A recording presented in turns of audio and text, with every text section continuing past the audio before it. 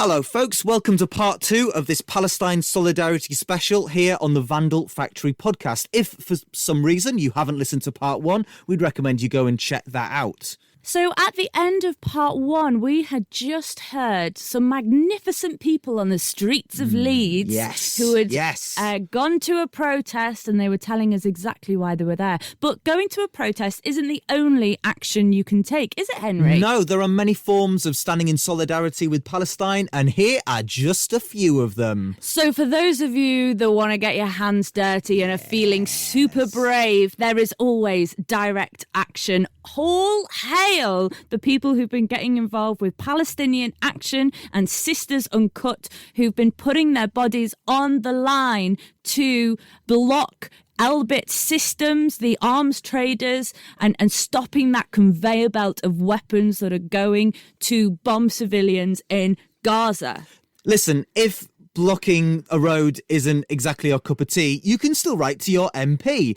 You can demand that they call for a ceasefire. There was a recent vote in Parliament to acknowledge a ceasefire that was put forward by the Scottish National Party, and lots of politicians voted against it or abstained and then made these wishy-washy statements online saying, oh, I do believe in a ceasefire and peace, but not through this motion. Well, next time that gets put into Parliament, hundreds, thousands of people contacting your MP demanding they call for a ceasefire. They need to know that if they are not standing up for Palestinian human rights, then they are not getting your vote. Simple as that.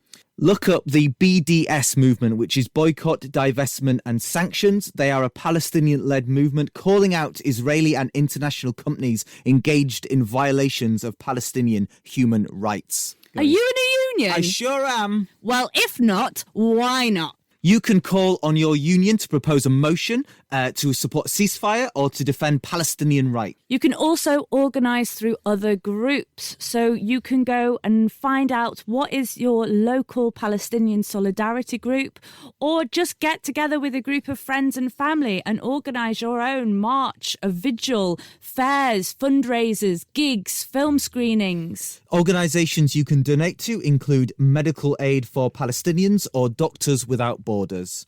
If you're a poet, a theatre maker, musician, or artist of any kind, you can sign the Artists for Palestine pledge at www.artistsforpalestine.org.uk.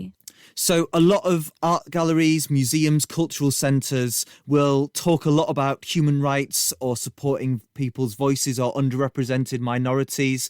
But when it comes to the crunch, when it comes to actually standing up against a genocide, they're oddly quiet. So culture workers for Palestine have been occupying, have been organising and demanding that art spaces and arts organisations recognise and champion Palestinian rights on this political platform. And often it's to do with funding and where the money comes from. So they're demanding that they divest and say no to the big glossy checks and yes to standing up for citizens of Gaza and the West Bank. I recommend you look up Publishers for Palestine, who support Palestinian authors and writers. You can also read and share the Queers in Palestine statement at queersinpalestine.noblogs.com. What about this street sound system, Henners? What's that? So rolling through the streets of London has been a mobile sound system blasting out voices from across the world. People that can't be there in person have donated audio to say they stand in solidarity. So if you want to get involved, you should go to soundcloud.com/street sound system, or you can email them nosignalsound@protonmail.com. One of the most important pieces of action that you can take is about education. Have difficult conversations with your friends, with your family, with your co-workers. Educate yourself on the history and the politics. So we realised that we've mentioned quite a lot of Palestinian-led organisations so far. We thought you might want to check out some Jewish-led organisations. So you might want to look at Nahmood, Judas, Black Jewish Alliance, Jewish Voice for Peace and Jewish Voice for Labour. Honestly, just following these groups on Instagram, I have learned so much. There's some fantastic, articulate people. Now, me and Natalie are both theatre makers, so it'd be a shame not to mention the Gaza monologues. So these are testimonies written by young Palestinians in 2010 working with Ashtar Theatre based in Ramallah. And they've been performed across the country by loads of different amazing theatre companies. We want to give a shout out to our local pals, Commonwealth Theatre, based in Cardiff and down the road in Bradford, who've been staging the Gaza monologues. If you're a theatre company, if you're an actors group, if you're a community group, you too can stage these powerful monologues and do some fundraising and sharing these stories. There's also been a number of compilations, music compilations put out on Bandcamp. There's a Leeds one where Leeds bands have been submitting their tracks. There's a fundraiser, there's a Manchester one, a Sheffield one, a Birmingham one, a Newcastle one. Hello, peace and blessings, dear Henry, Natalie, and every single listener of Vandal Factory podcast. This is Rizmi.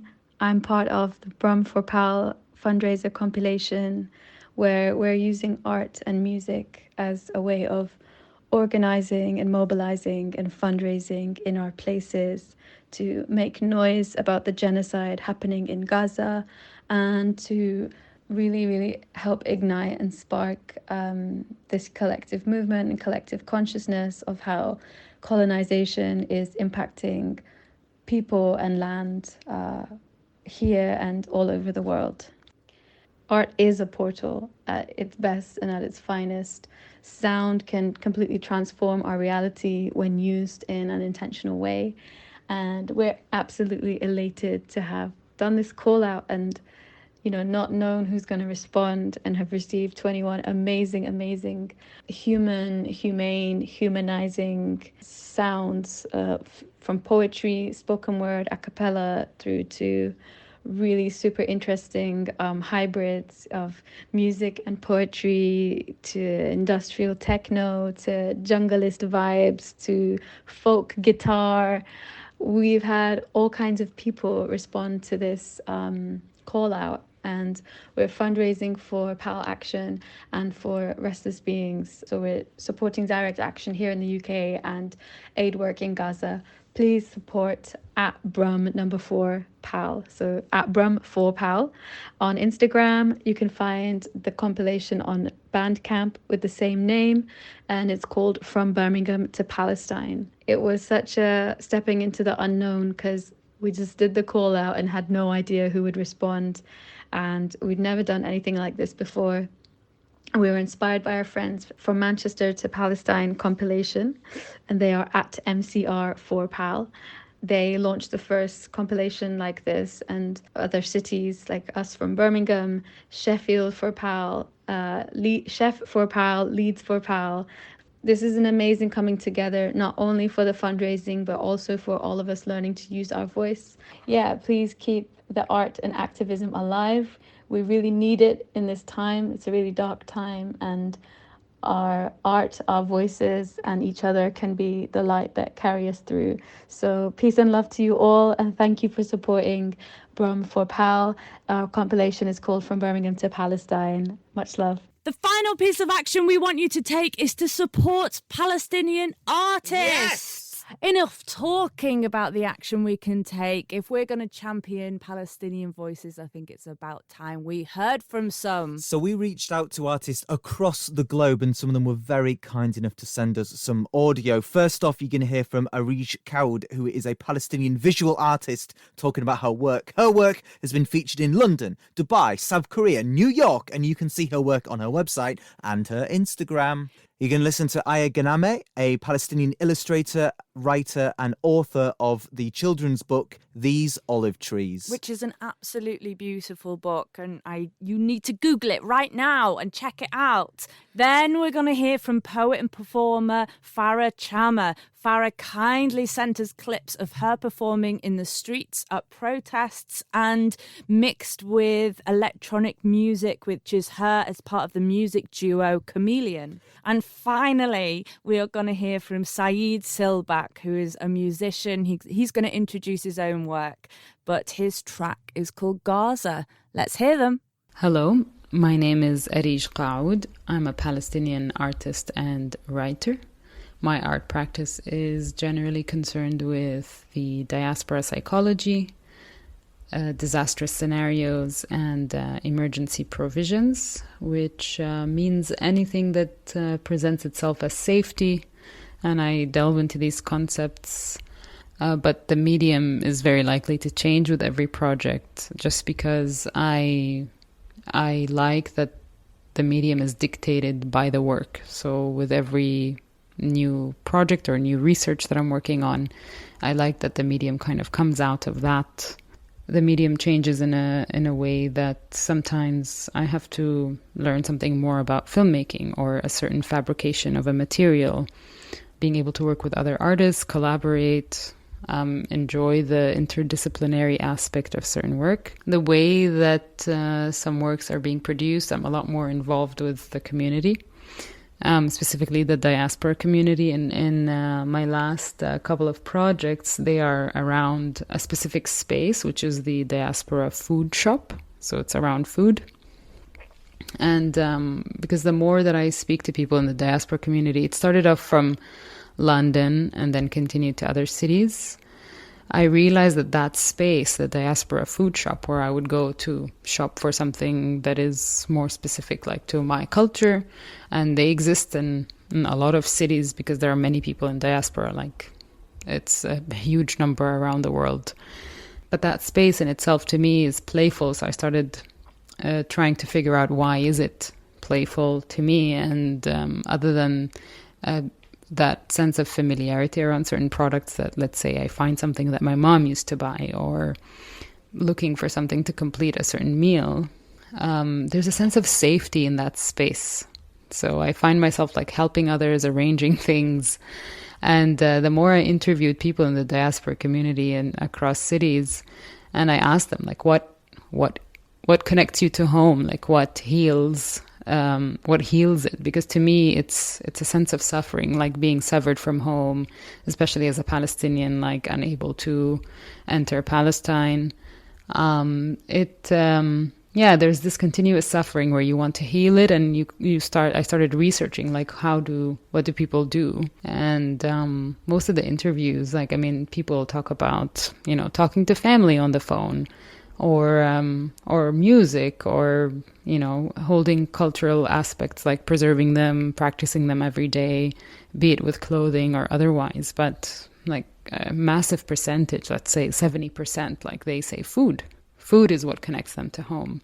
So it takes me back to to the food diaspora shop, the diaspora food shop, and why that space is very, very important. And it's a space of refuge for everyone that enters it, everyone that comes looking for fruits that are coming from their hometown, or certain products that they can't find anywhere else, because it's not a supermarket with like endless products. It has specific products, it has a certain amount of it, and yes, more will come of it, but it's not this massive amount. So my last, I produced a short film work, and it's called Still Hungry.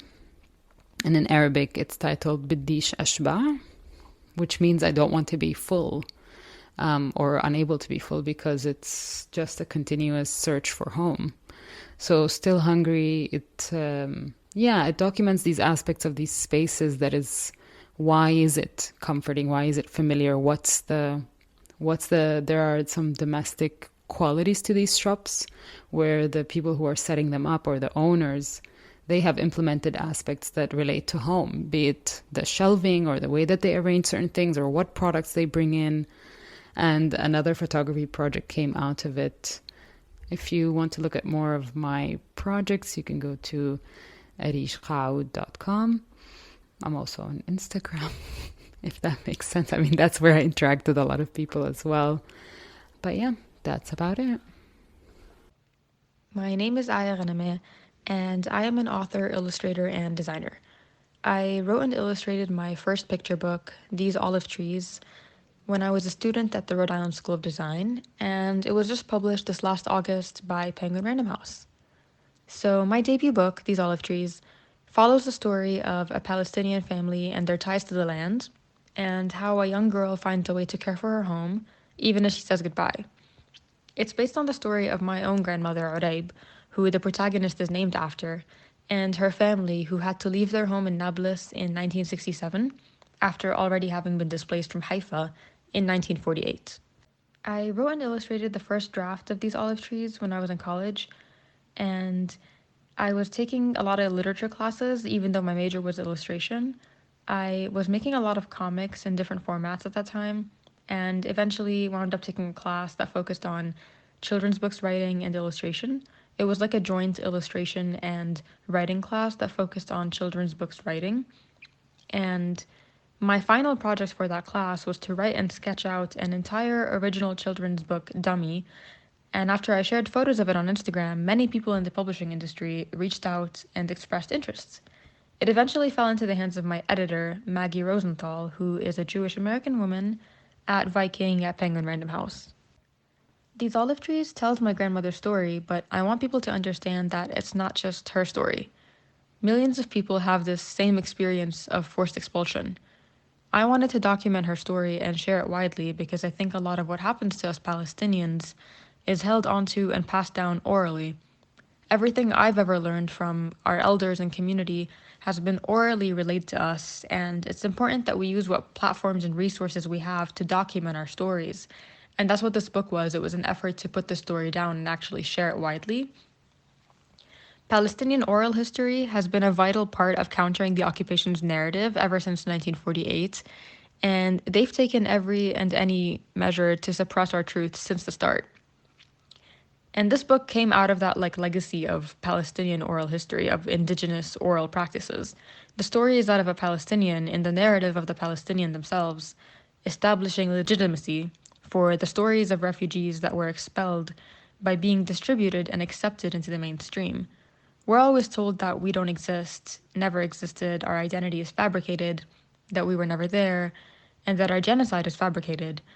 So it's very important to put ourselves out there and resist these narratives in every way that we know how, and actively amplify the voices of the most disenfranchised among us. I want to think that it helps the Palestinians most vulnerable today directly facing genocide because it tells the truth, and the Zionist narrative is very fragile. Writing a book like this was a bit of a struggle because I couldn't use words like occupation or settler colonialism, not because they aren't true, but because they would be very difficult to make sense of in a story for children. And language is very important when we talk about Palestine because it's often talked about so poorly in the Western world. The Palestinian struggle is commonly framed as a war or a conflict, which implies that there's two sides equal in power fighting it out over a territory, when this could not be further from the truth. I used the author's note in my book as a space to speak more freely, more casually, because that's a section that I think is more meant for the adult reading the book with a child. You read a book to a child with a topic that's considered heavy, or for a lot of people not age appropriate, and then you get the context and the language in the author's note that help you guide the conversation you have with your child that follows. And it was so important for me to be able to have that language in there, even if it's just in an author's note, because of how much scrutiny there is around the language Palestinians use to talk about our own struggle. And I want people to know also that these olive trees is for everyone, so I don't think that it's necessarily just meant for children, although it's in the format of a picture book. And even though it is meant for everybody, nothing makes me happier than seeing and hearing from Palestinian children specifically reading it and relating to it, and being eager to tell me their family story that's so similar to my family's. I want to end on the same note that my book does by saying, like these olive trees, we are still here. أنا ظني فينا خير وحلمي بطيء زي العسل كبير زي السما بجناح الطير أزرق وحنون بيطير على مهل أنا مش خايفة يخيب ظني أنا بنيت عالم من حسن الظن بنيت جواي أماكن بتشبهني ألوان وكلمات وموسيقى وفن. We will not break as much anger and love as it takes. We will not break as much anger and love as it takes. We will not break as much anger and love as it takes. I see the Israeli apartheid wall falling. I see the Israeli apartheid wall falling. I see the Israeli apartheid wall falling. I see the Israeli apartheid wall falling. I see the Israeli apartheid wall falling. فلسطيني أنا بتضلها تكبر لأني بشوفها في حبة السمسم اللي في الزعتر، بشوفها في السماء اللي بنرشه على بيض العيون، بشوفها في اليانسون المتخبي في كعك العجو، وفي حبة الهيل اللي انطحنت في بن القهوة. And to all the springs that bloom within us. Watch us renew 1,000 Aprils in us every day. This is politics at the end of the day. It always is. Yet this is way more than I ever thought. The surface only reveals the bad joke, and those who partake in making any war profitable no longer have a place in our hearts. Those looking for fame or a name to leech on, those playing victim or innocent or superstar, those fueling the feud only to watch it from their terraces and say, oh, we know this well. We say, bless you, but go to hell. Bless you, but go to hell. Bless you, but go to hell. Bless you, but go to hell. We no longer have a place for bullshit. We no longer have a place for bullshit. This is not about the gods we hold on to find solace in the story. This is about living well. Living so well that the story itself is solace. That the gods themselves appear as laughter or love or anger or lovemaking. This is about living well. About eating kusa mahshi in my grandmother's house in Nablus. About singing Jannah, Jannah and Homs without the ghost of a stale regime.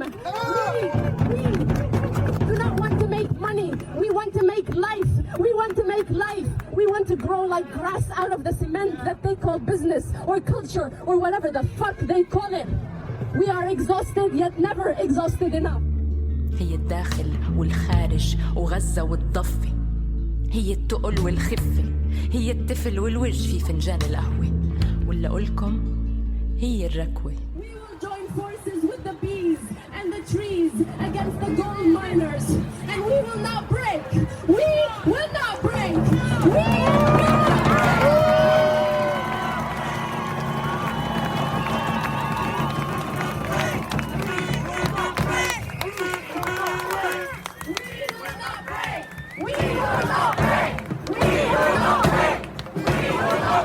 Do you see me at all or are you blinded? Do you see me at all or are you blinded?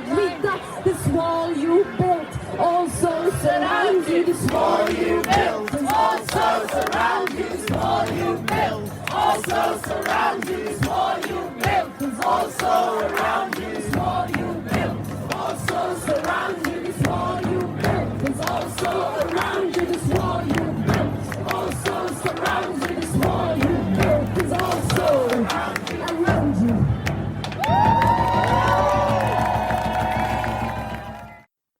Hello, Natalie and Henry and everyone listening to us. And thank you for having me on your podcast, Vandal Factory. My name is Saied Silbak. I'm a Palestinian composer and oud player, originally from the Lower Galilee and now based in London. A couple of words on my piece, Gaza, that you will be listening to. It was composed in 2014, and I'm recording this message on November 29th, 2023, where a war has been ongoing on Gaza for almost 2 months now.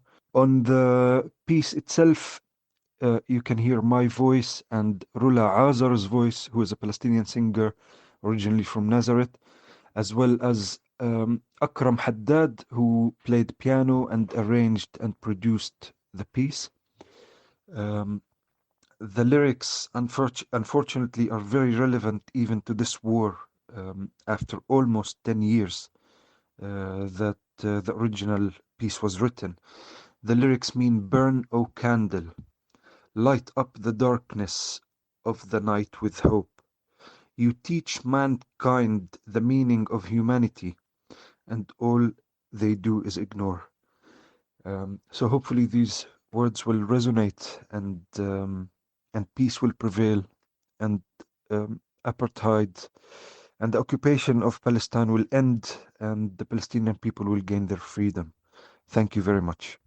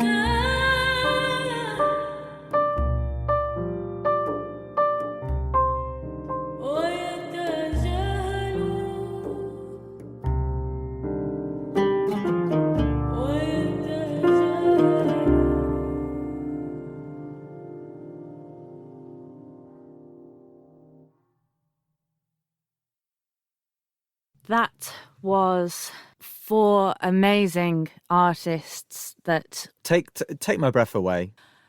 I find it, I'm speechless. And I think over the last 8 weeks, I've often found myself speechless. And to know that there's other people out there who can continue no matter what they're going through, to show up, to keep telling the stories to the outside world, to express themselves so poignantly, to be resilient in the face of God knows what.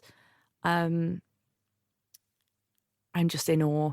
I'm always in awe of them. I mean, I love the music and I love the poetry, and Areej's visual art is stunning as well, but I am drawn to Farah, and as a performance poet myself, like seeing her in the streets being so powerful and taking up that space and having the crowd respond. The power of words is a legacy of protest poetry, of performance art that spans the globe, that spans hundreds of years. The Palestinians are teaching us a lesson about resilience and about strength and about courage that we need to take forward in all our struggles, as well as solidarity with them.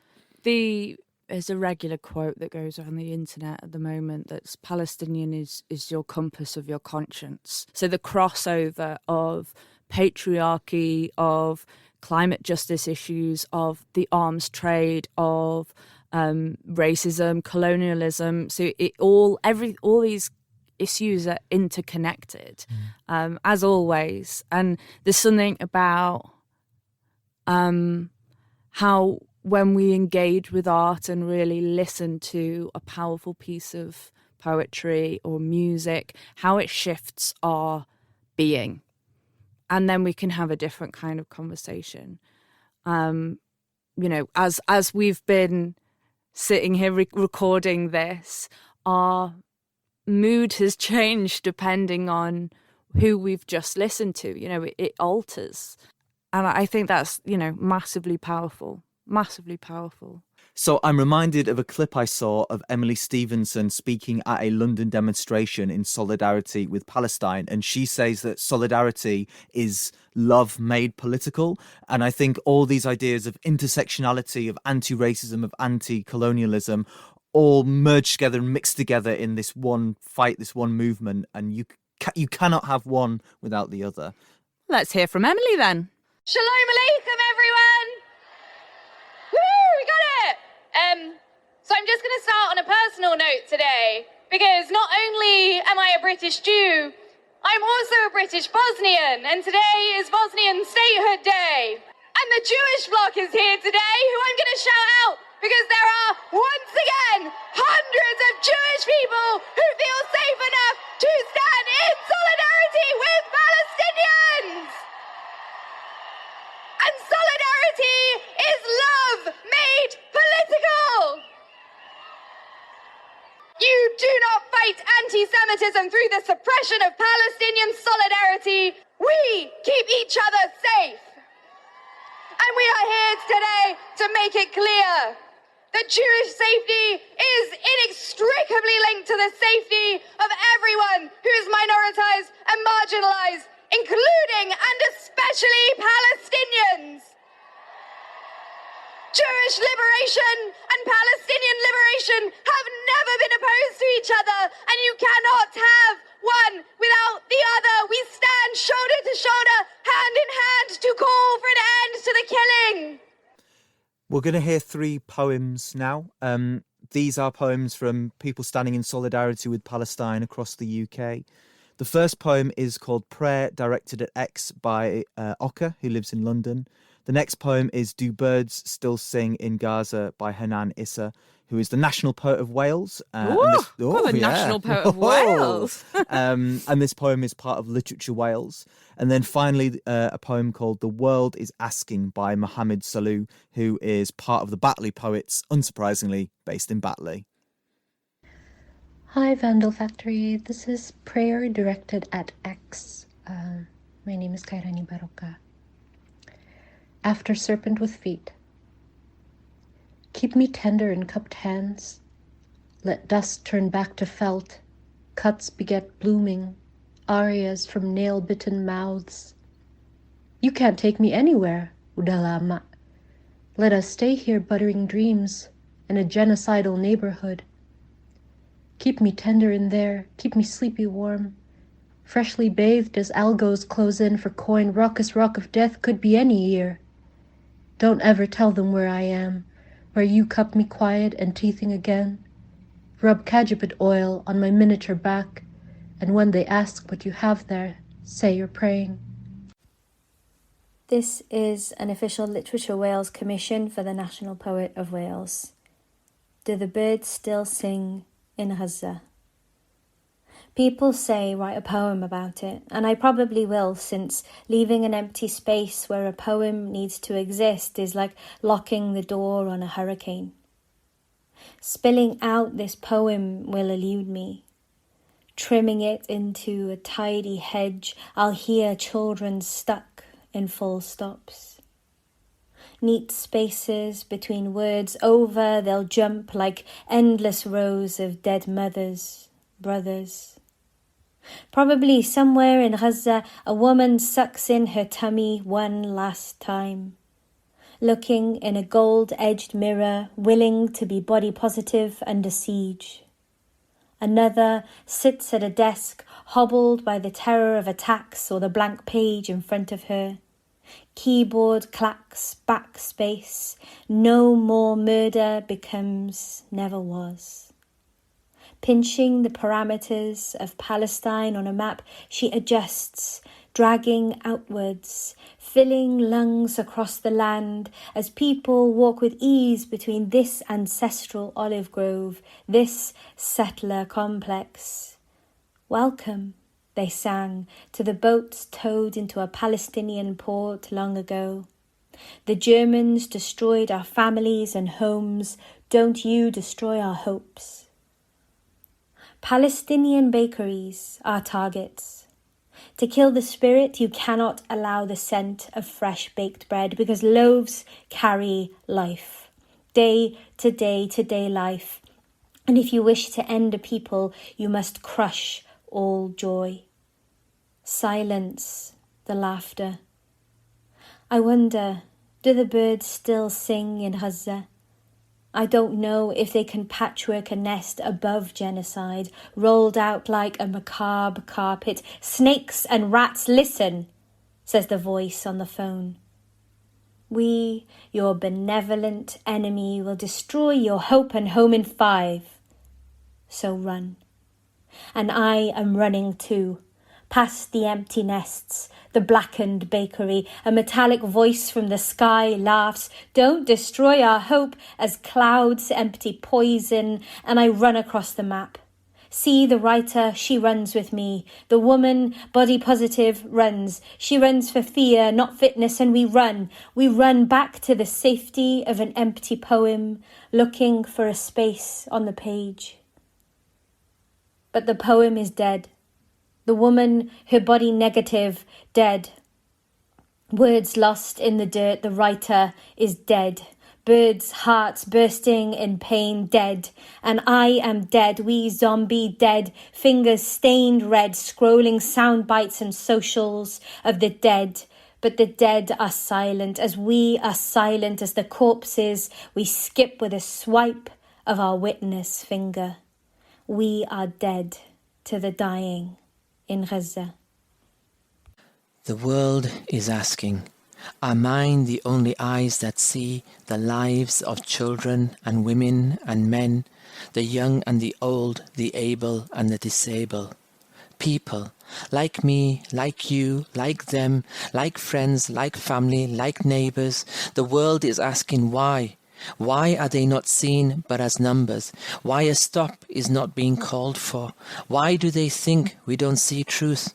Beyond political speech and sound bites, collective punishment and collateral, is human life nothing but a punch bag for anger? Wasn't enough before? Did we not say peace must be the goal? Did the teacher not scribble in chalk, never, never, never again? The world is pleading for every child, every woman, every man, every young and old, every able and disabled, every category, every box. The world is pleading. Stop, stop, stop.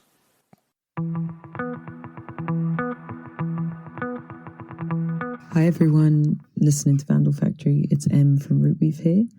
You're about to listen to my new song, From the River to the Sea.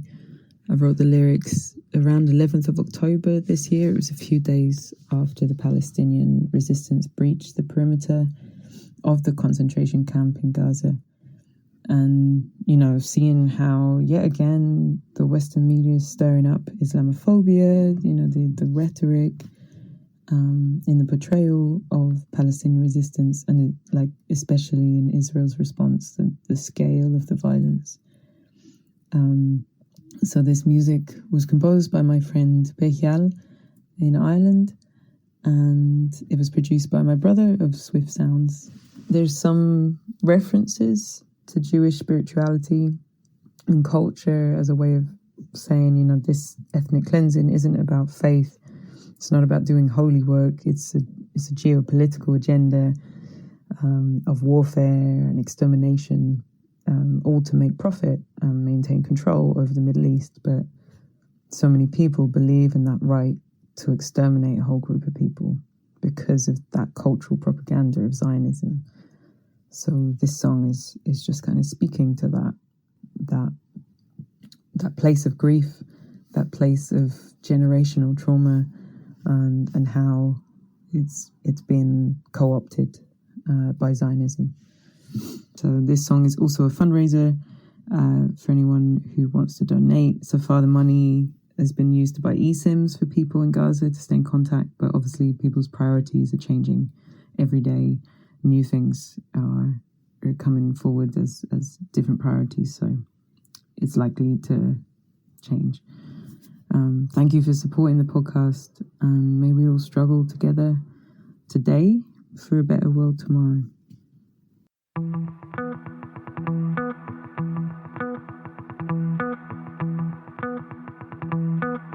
As Gaza is obliterated and the world watches, we must understand what it is we are seeing. From the seat of empire, where the rain delivers tears, picked up across the lands, reeling and screaming in fear. We bathe in the whitewash, gathered from the flow that left the world thirsty with drought. Where did the water go? The murderers turned it off. The mystics keen, white phosphorus rains down as the pomegranate dries of all meaning. Who is your father? When the intifada spoke in holy tongues of liberation and of life, the olive tree burns with the hung. The dead children. The dead children.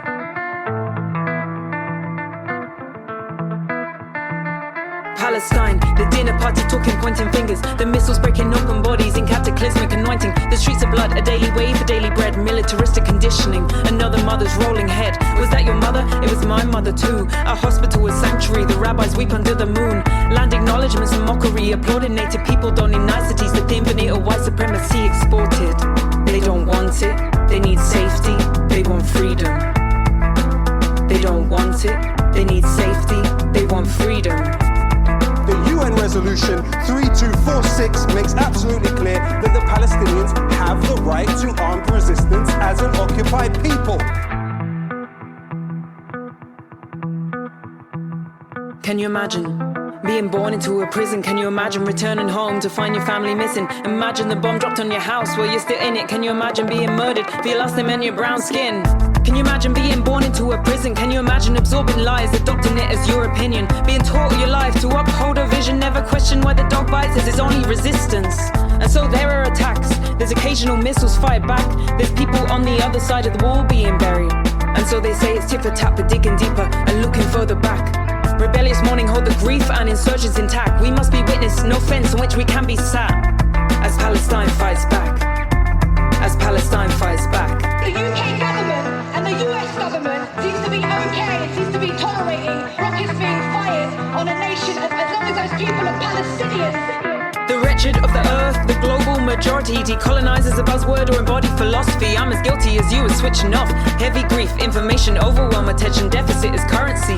But I'm human and I will not let that be broken. We're granted with a voice, the highest truth to be spoken. Don't be fooled by liberal quenching the fire. Stand with integrity when you see that flag flying high. It is freedom to live, freedom to breathe, freedom to raise children past the age of 13. Freedom to make a life without the daily terror, to live peacefully and fruitfully and maybe one day recover.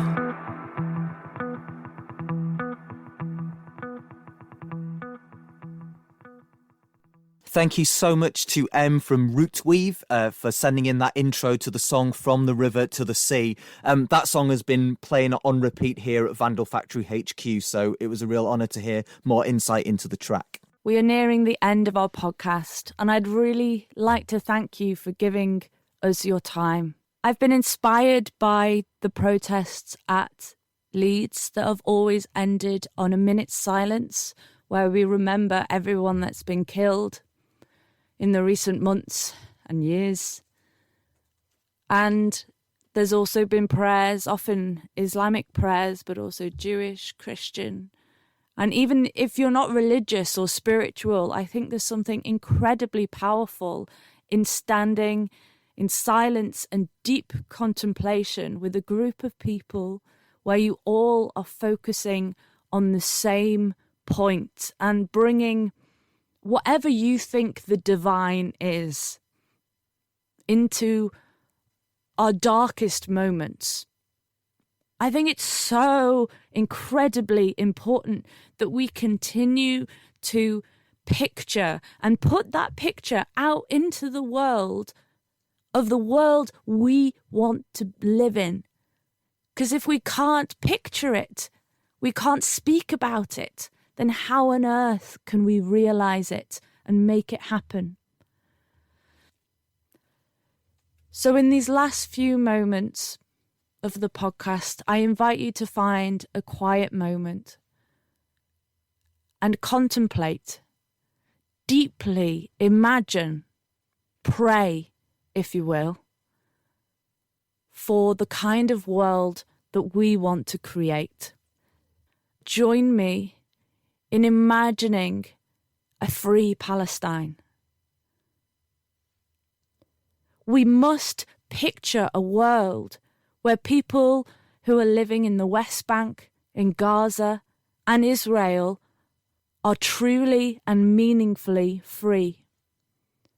They are free to choose a life for themselves and for their children. They are free to move from Jenin to Jerusalem to Haifa to Gaza to London and back again. They're free to educate themselves on their own history. Free from persecution. They're free to have their own agriculture. They are free to play, free to dream whatever they dare to dream. We must imagine a world where Palestinians and Jewish people live alongside each other, and they are treated as equals by the international community, by the state, by councils, by hospitals, by universities, by their neighbours, by their friends. We must imagine a world where villages of all faiths and backgrounds are responsible for raising the next generation of children. And as they do so, they heal the generational trauma. We must imagine a world where people reject fear of the other. They reject revenge and only focus on dismantling the walls that divide us. We must realize a world of restorative justice, healing, liberation, and peace. Thank you.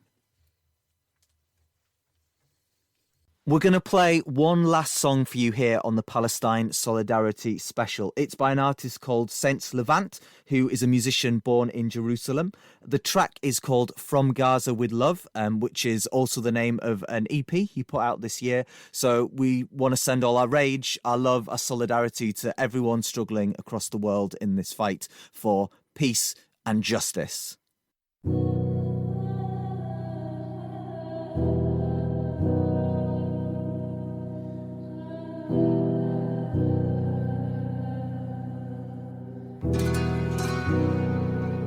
Yeah.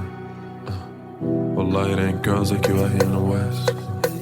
I know I've been away, but I'm coming back home. No need to stress, baby. All I know is to be Palestinian, is to always rep where you come from. Except when you're in line at the customs. Told her she can meet me up in London. She let me cause I came from Gaza with love. But I feel like it's once that I go back. From Gaza with love.